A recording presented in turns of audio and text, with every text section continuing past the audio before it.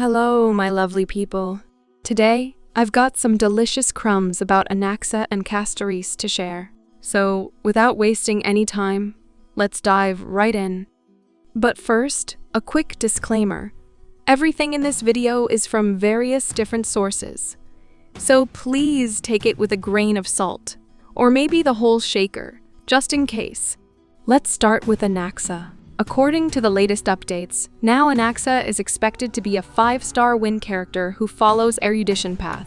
But wait, plot twist. A few months ago, Anaxa was rumored to be an Ice Nihilata unit. That's right, they decided to rework him, and now he's wind erudition. His skills, however, remain the same. Only his path and element got a makeover. Oh, and he still needs effect hit rate. So don't toss out those relics just yet. And finally, no more imaginary males. Yup, you heard that right. Anaxa's got that wind swag now, and we can expect him to synergize beautifully with characters like the Herta and other erudition characters. Now, here's where things get interesting. Anaxa frequently implants weaknesses into enemies. Sounds normal, right? Well, if an enemy ends up with 7 weaknesses at once, yeah, 7, Anaxa will hit them harder and faster than ever before. On top of that, his abilities let him randomly target group weaknesses, delay enemy actions, reduce their defense, and deal additional damage. His ultimate is where things really pop off. It delays the actions of all enemies and comes with a chance to inflict the MyGo status on each target for a set number of turns. What's MyGo, you ask?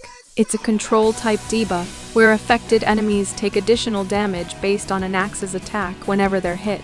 So, in simpler terms, MyGo is equal to bad day for your enemies. Finally, Anaxa deals AoE damage equal to his attack to all enemies. And here's the kicker: his talent. Every time Anaxa uses his ultimate, he applies a random weakness to enemies.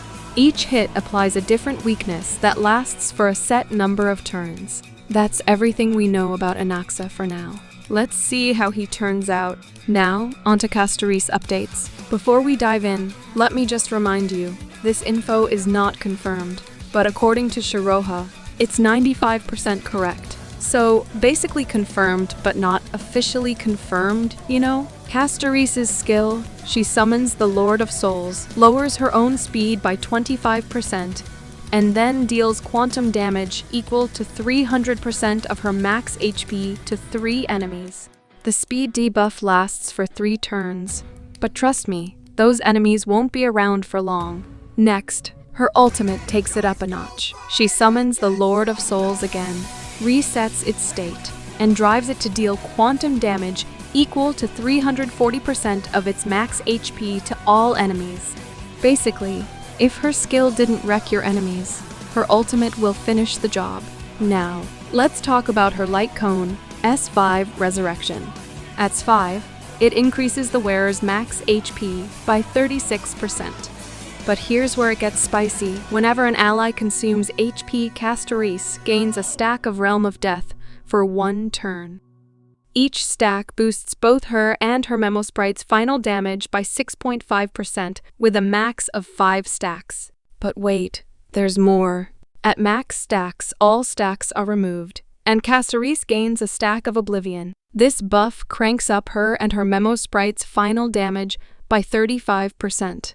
Plus, when she deals damage, an extra instance of blast damage is added, dealing 35% of the original damage for 3 turns. It's like she's got a bonus explosion just chilling in his kit. At looking Castoris' kit, it seems that she is not meant for everyone, because he playstyle requires locked team setup. So that's all for today. Thank you so much for sticking around till the end. Your support is what keeps me going.